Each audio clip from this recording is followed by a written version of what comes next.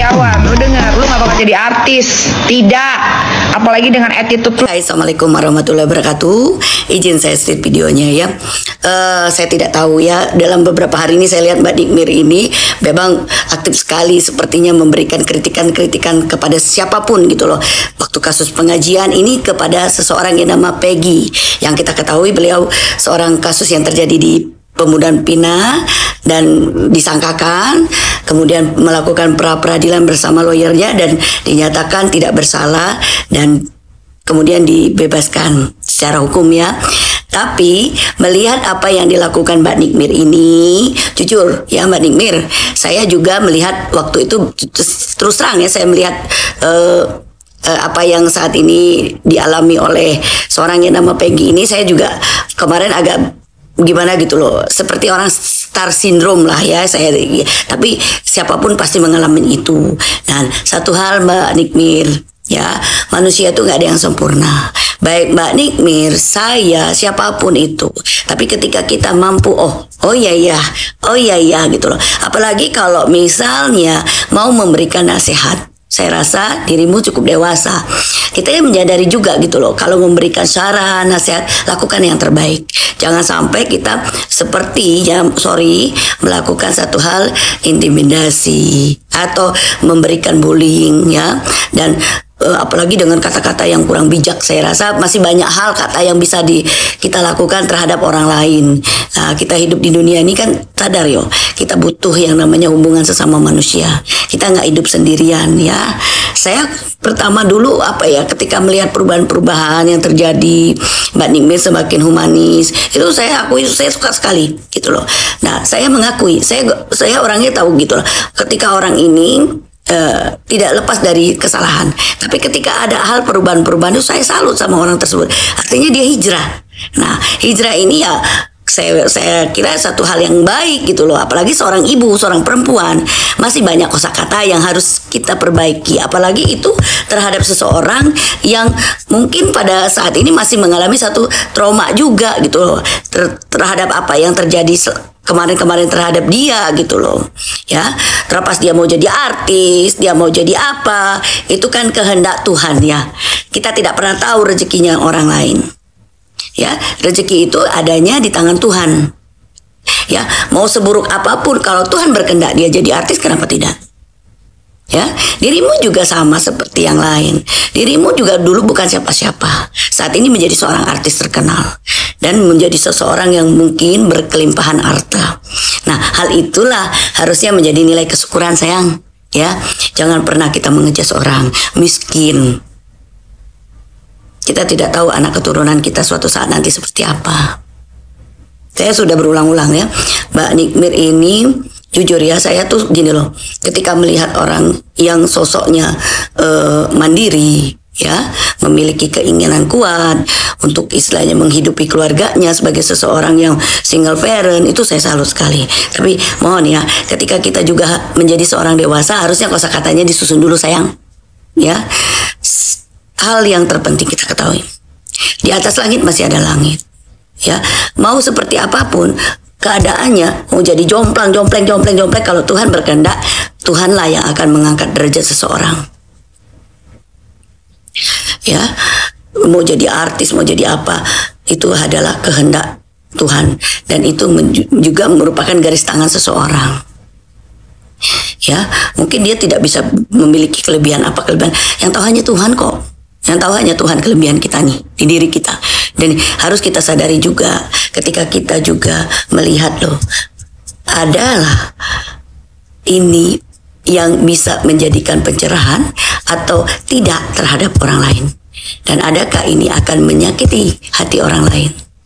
Ya Mbak Nikmir, ya saya tahu dirimu gini, ceplos-ceplos, orangnya begini-gini, spontanitas gini-gini. Tapi makin hari kita harus sadari, makin hari kita makin tua loh. Dan tidak pernah kita makin hari makin muda ya. Saya rasa dirimu orang yang cukup umur ya, dewasa.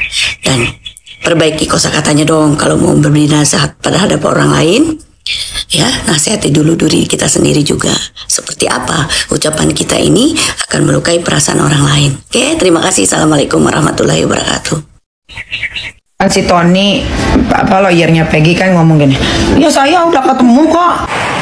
Pagi-pagi gue buka TikTok ya, muncul mulut si Lonte Nikita Mirzani. Kenapa sih ada pelacur di TikTok ini ya? Ya, selama Peggy Setiawan di dalam penjara ya, tidak ada si pelacur Nikita Mirzani keluar.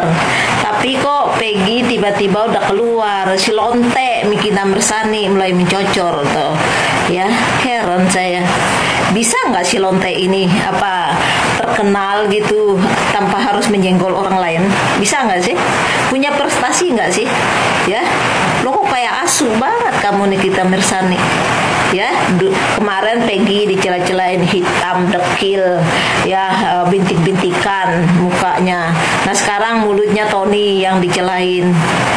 Kalau mau jadi pelacur Nikita Mirzani nggak usah di TikTok, ya. Kamu jadi pelacur di tempat lain aja. Kenapa kamu nggak ikut Sambo aja kelonan di penjara, ya? Bukannya kamu kelonannya Sambo. Ya udah sana di penjara. Ngapain kamu mencocor di sini, ya?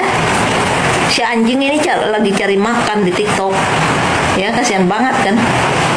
Kalau artis lain ya naik daun ya, terkenal viral karena prestasi. Nah kalau si anjing ini Nikita Mirzani ya, dia siapa yang terkenal aja, siapa yang naik daun, siapa yang lagi viral disenggol tuh. Nah nanti dicaci maki itu sama orang ya, angkat lagi namanya dia gitu. Itu cara cari makan si bangsat ini ya, kan bawa sial otak kamu ya, pelacur Nikita Mirzani. Ya, seharusnya pagi-pagi saya bangun tidur, saya buka TikTok, bukan lihat otak pelacur kamu Nikita Mirzani ya. Saya pengen lihat yang lain. Ya, tapi tiba-tiba muncul muka pelacur kamu kok di sini. Ya. Kemarin Peggy Setiawan dicela, sekarang Tony dicela. Perempuan asu banget ini. Ya. Asu lebih punya harga daripada pelacur seperti Nikita Mirzani ini. Apa tempe kamu udah gak laku diobralin, terus sekarang obral mulut kamu di TikTok begitu, ya? Buka TikTok, bukannya kita lihat yang lain, malah lihat muka pelacur Nikita Mirzani. Masalah, ya? Kemarin Peggy Setiawan dicela, sekarang Tony dicela. Ya? Dia mau jadi pelacur di TikTok, tapi belum ada yang booking. Kasihan banget kan? Kenapa nggak di booking Rudiana aja? Rudiana kan sama Sambo sama, ya, sama mafianya. Ya, si anjing satu ini kan suka kelonan sama mafia. Ya, dulu Mas Sambo tuh pasang badan tuh Sambo. Ya gara-gara dia masuk penjara, anaknya masih kecil, ya, ditolongin sama Sambo, ya. Saya nggak tahu tuh kelonan sama Rudiananya kapan tuh. Ya kasihan banget kan. Ini nih kita anjing ini ada yang ini dari belakang. Iya, disuruh dia mencocor untuk mengalihkan supaya yang 7 ini ya tetap dia akan terjadi tersangka. Ya. Ini otak setan pelacur Nikita Mirzani ini disuruh jadi setan di TikTok. Ya, supaya ada pengalihan, supaya kita tidak fokus ya pada kebebasan yang 7 itu. Ya, tapi otak kami tidak sebodoh otak kamu pelacur. Ya. Kamu boleh jadi melacur di sini, ya. Nikita Mirzani ya, jual mulut kamu di sini. Tapi kamu tidak akan mampu mengalihkan kami. Karena tujuan kami yang 7 itu harus bebas. Bila perlu Rudiana itu harus dihukum mati. Ya, itu pun kalau hukum masih hidup di negara kita. Ya.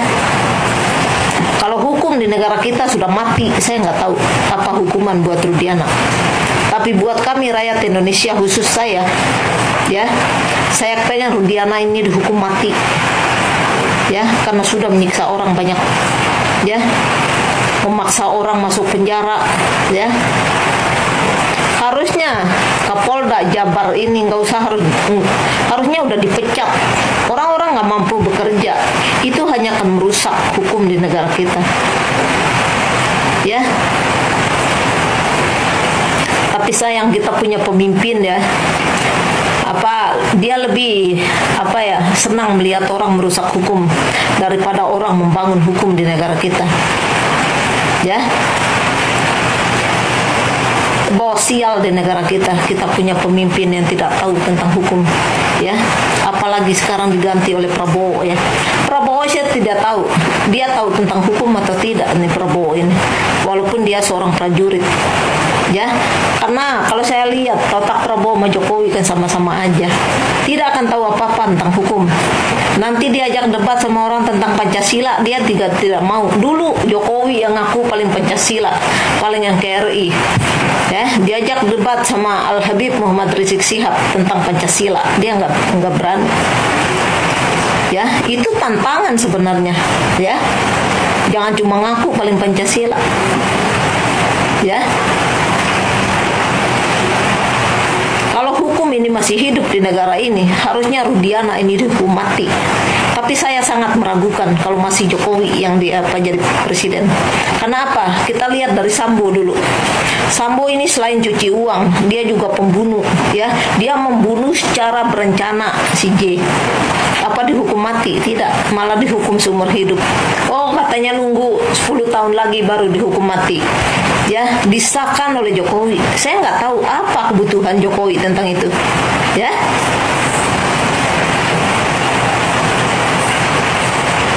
Makanya hukum di negara kita ini rusak, ya. Kenapa? Baiknya hukum, berdirinya hukum itu tergantung dari pemimpinnya. Kalau pemimpin tahu pantas tentang hukum, sudah pasti hukum di negara ini akan dibangun. Tapi sayang, ya, kita punya presiden seperti Jokowi yang tidak pernah peduli tentang hukum. Sambo, ya, kalau kita lihat ya, Sambo harus wajib dihukum mati. Tapi kok bisa Jokowi ini tidak bisa menghukum mati Sambo, ya, malah dihukum seumur hidup, ya. Istrinya harusnya sekian-sekian, ya, malah 20 tahun penjara, ya. Ini hukum benar-benar diatur sedemikian rupa sama Jokowi. Saya nggak tahu ada apa antara Jokowi sama Sambo ini, ya. Kita nggak tahu ada hubungan apa Jokowi sama Sambo ini, ya. Saya lihat Jokowi ini sangat melindungi Sambo, ya. Padahal kalau sudah, ya, membunuh berencana, apalagi sampai ada pencucian uang sebagai mafia, ya, harusnya itu sudah dihukum mati lah. Sudah seharusnya dihukum mati. Tapi di tangan Jokowi bebas orang, ya. Kita nggak tahu Prabowo nanti bisa tahu tentang hukum nggak. Kalau Prabowo sama Jokowi sama-sama tidak tahu hukum, maka 5 tahun ke depan negara ini akan rusak di tangan kalian berdua, ya. Tidak akan bangun hukum, ya. Kalian hanya akan mengaku saya paling Pancasila, ya, kayak numpang, ya. Pancasila tidak harus diaku dengan lisan, karena Pancasila adalah bagian nafas dari umat Islam. Pancasila semua dasarnya diambil dari Al-Quran. Kok ada orang Islam mengaku saya paling Pancasila, ya, seolah-olah dia mau mengaku saya paling Islam, saya paling tahu tentang hukum, tapi hukum dirusak dari dalam, ya. Nah, sekarang si Lonte Nikita Mirzani pelacur, ya. Kemarin Peggy Setiawan dicelain, ya. Sekarang, ya, pengacaranya Peggy dicelain mulutnya, ya. Gila, ya. Sesuasunya manusia ini Nikita Mirzani, ya. Kamu lebih anjing daripada anjing, ya. Ya, kok ada manusia seperti ini, ya, sampai mulut orang dicela-celain. Ini Tony jangan diam loh. Kalau udah pelecehan seperti ini kamu harus laporkan Nikita Mirzani, ya. Jangan biarkan. Kalau kamu membiarkan, hari ini kamu diini, besok bisa istri anak kamu diiniin, ya. Jangan biarkan orang melecehkan kehormatan kamu sebagai orang laki, sebagai pengacara, ya. Kamu harus bertindak, ya. Ini pendukung pengacaranya Peggy, ya. Jangan biarkan Nikita Mirzani seperti itu, ya. Karena Nikita Mirzani ini datang mengalihkan, ya, supaya kami itu tidak fokus pada yang 7 ini. Kami tahu isi otak nih kita Mirsani bangsat ini, ya. Ada orang di belakang untuk India. Karena anjing ini